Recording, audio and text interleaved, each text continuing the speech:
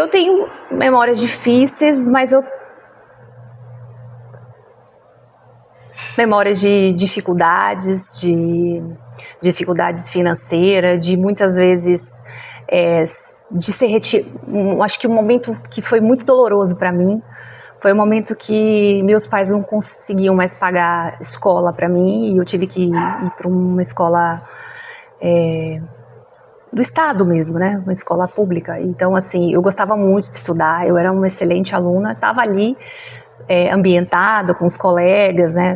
E meus pais falavam, meu pai chegou, minha mãe falou, não, eu era pequena, né? Depois eu estudei em escola pública, assim, a maioria da minha vida, né?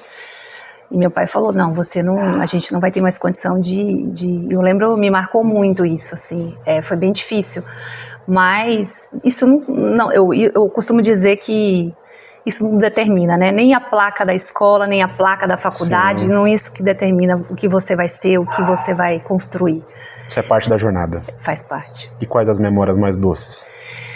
As memórias mais doces, com certeza, era com os meus irmãos, familiares, andando nos pés de cacau, vendo as pessoas.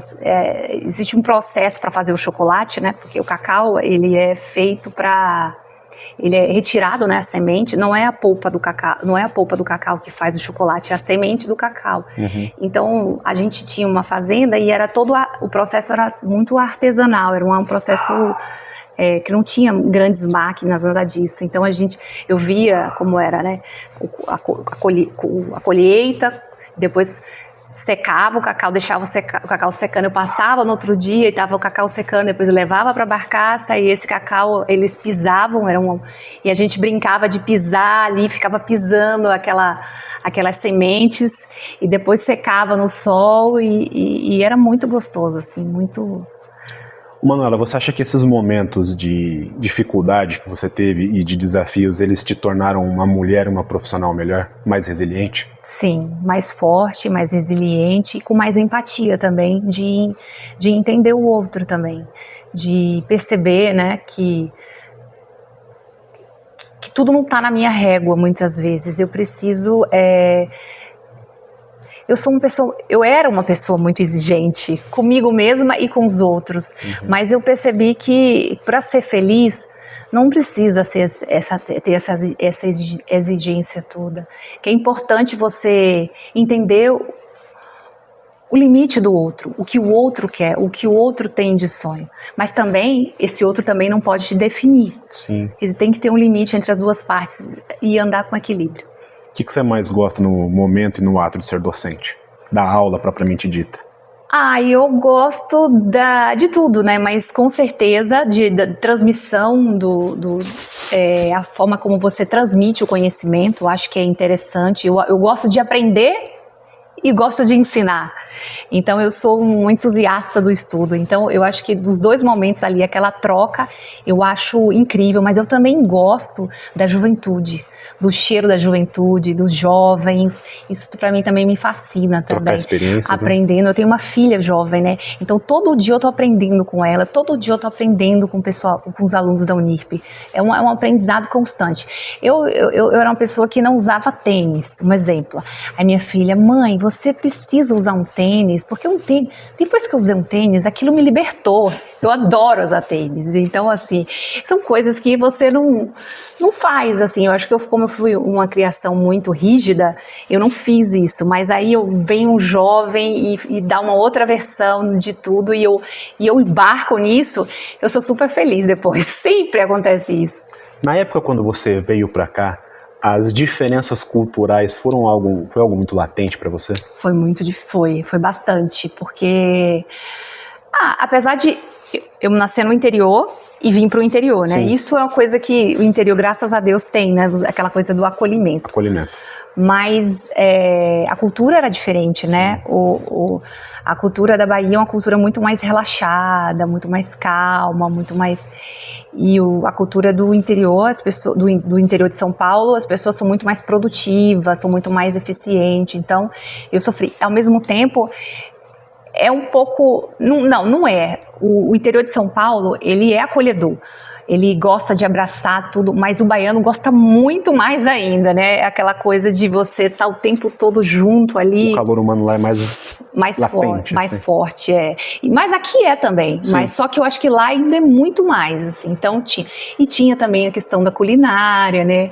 As comidas da Bahia, eu amo comida baiana, então dendê, era geralmente comida de raízes africanas, então acarajé, vatapá, muito peixe, e aí eu tive que me adaptar. Hoje eu amo churrasco, né? Hoje eu adoro um bom churrasco, uma boa comida de interior, mas assim, eu tive que aprender porque era bem diferente. Mas tem coisas da Bahia que você sente falta? E eu sempre tô lá, né, também. Tá. Eu acho que é importante você voltar para suas raízes. Então, assim, para me dar um banho de realidade, eu costumo dizer, eu sempre vou, uma vez por mês, eu vou para Bahia, encontro os meus familiares, eu vejo onde eu nasci, onde eu me criei também, porque eu costumo dizer que eu sou metade paulista, metade baiana. Então, para entender as minhas raízes, então eu sempre vou ver o mar também, que é uma coisa que eu gosto bastante, assim, o mar, o barulho do mar, o cheiro do mar, é uma coisa que me deixa muito mais conectada comigo mesma. Então eu sempre vou. Antes de perguntar sobre um projeto que talvez hoje seja uma das grandes, ou a grande menina dos olhos da Unirp, não tem como não perguntar sobre uma coisa. Você tem uma admiração, uma devoção quase que espiritual pela sua avó. Sim. Fala um pouco pra gente. Minha avó era uma mulher maravilhosa, que é à frente do seu tempo, né? Na verdade, eu tive duas avós maravilhosas. As duas foram incríveis. Minha avó, uma criou, acho que 9 filhos, né? Sozinha, praticamente. Foi uma mulher guerreira E a outra, que foi a minha avó por parte de pai também, era uma mulher extremamente culta, que também... numa época muito difícil das mulheres estudarem, ela estudou, ela se formou em enfermagem, depois ela trabalhou, foi diretora do hospital, conheceu o mundo, e eu acho que essa coisa do conhecer o mundo também é algo que eu tenho em mim. Eu gosto muito de viajar, eu gosto muito de me conectar com as pessoas. O ano passado eu fui na Índia, foi um país assim sensacional que eu não esperava,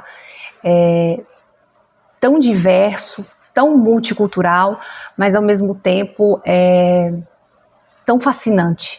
As pessoas, a cultura, você anda na rua, para eles uma coisa que para nós é um alimento, né, uma vaca, para eles é sagrado. Então eram coisas assim, e isso tudo me fascinava, assim. Então e tudo isso que eu tenho, assim, na verdade eu sou um resultado de mistura de muitas mulheres.